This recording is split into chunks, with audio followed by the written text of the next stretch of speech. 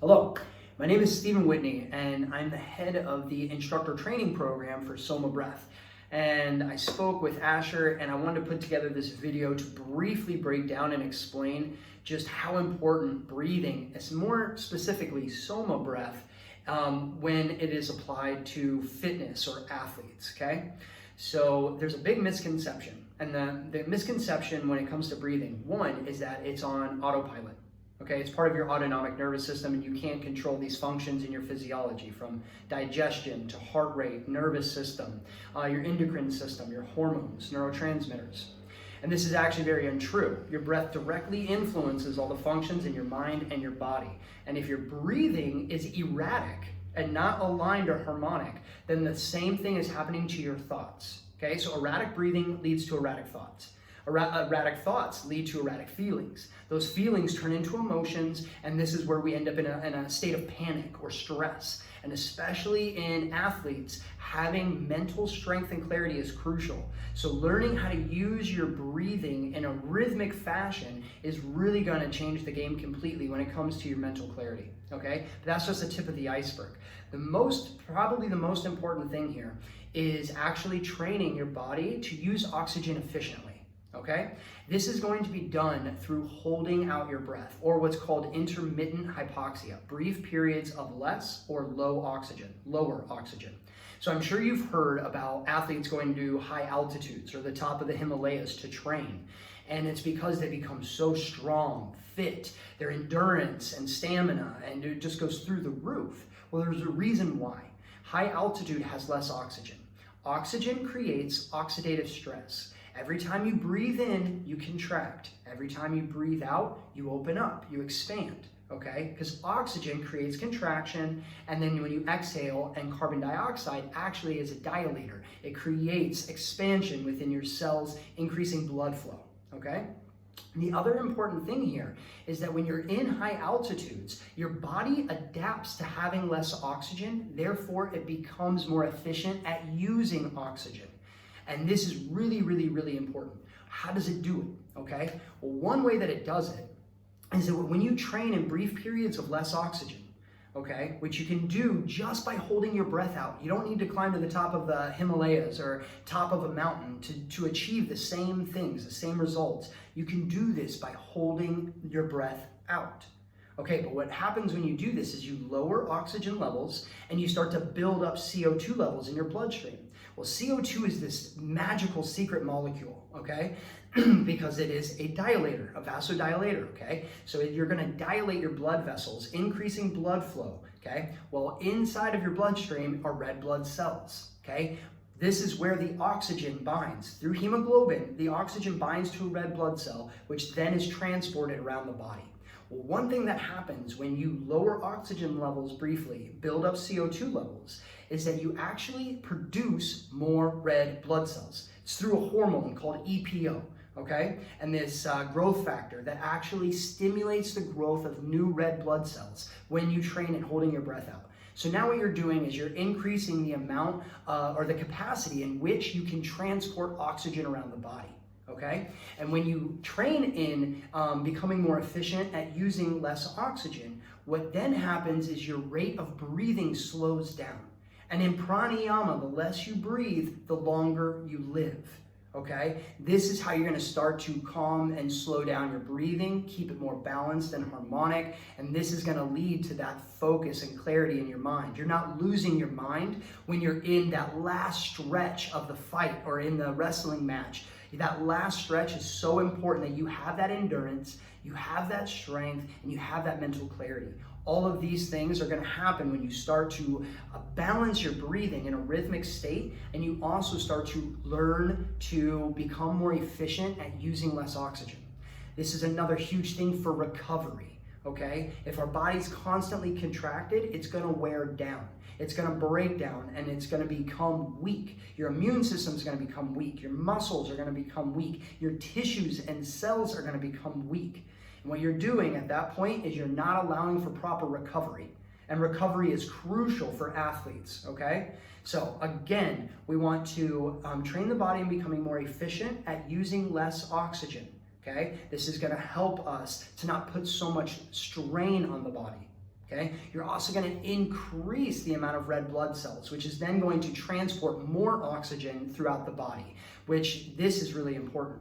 The other thing is that when you hold your breath out and you lower that oxygen level and you start to build up the CO2, okay? Here's a very, very important piece.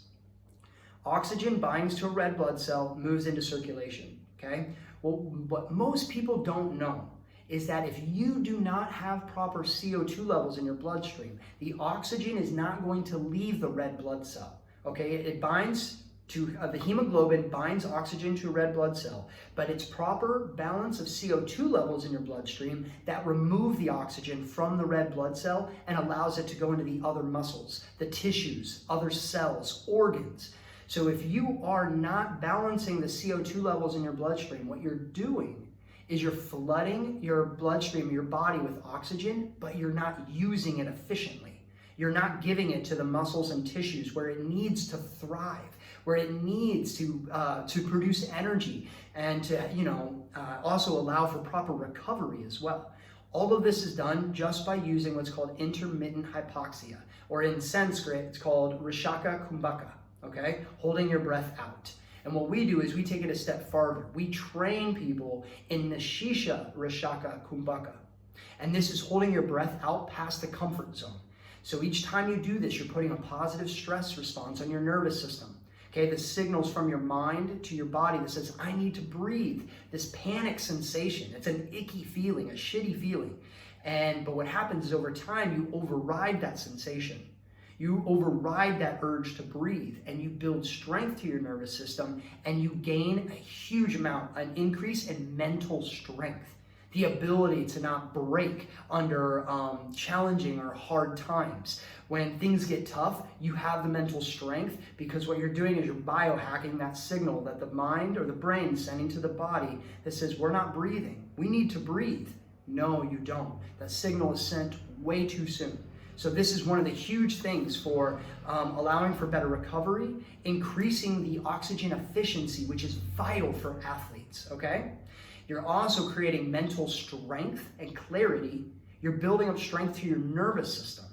The other thing here to keep in mind is if you incorporate breath retention with movements, not even really like aerobic, but anaerobic movements, holding a posture, let's say plank pose or a push-up all the way down, but you hold it and you remove all the air from your lungs and hold, now what you're doing is you're cutting off the blood flow and supply to your muscles.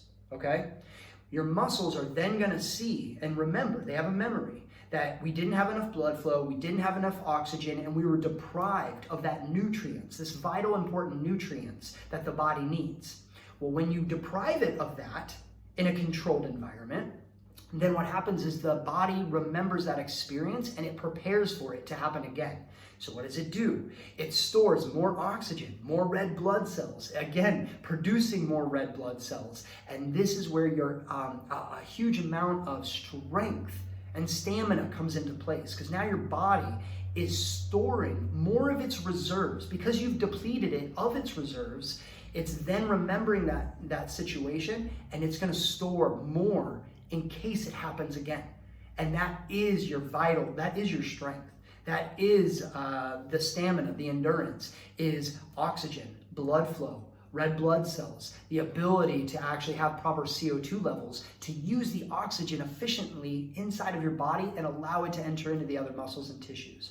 So it's huge for your strength, your stamina, mental clarity, recovery, all of these things. So I've put a ton of research, scientific research. We are a science-based business. We bring a lot of fun and excitement and joy into the practice, but also it's all scientific based. And this is huge. So I put some scientific studies and research in the bottom below this. I've attached a couple of podcast interviews that I've done with professional athletes and sports scientists.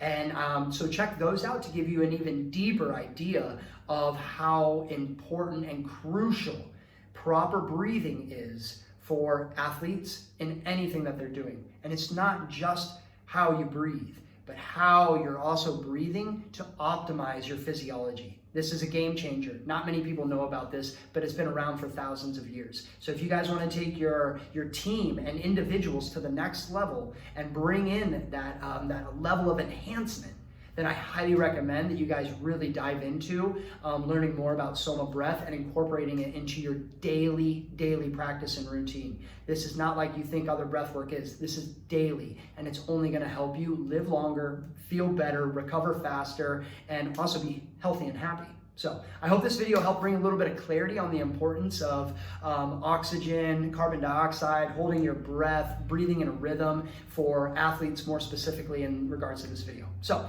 from my heart to yours, much love. I hope to chat with you guys soon. All right, cheers.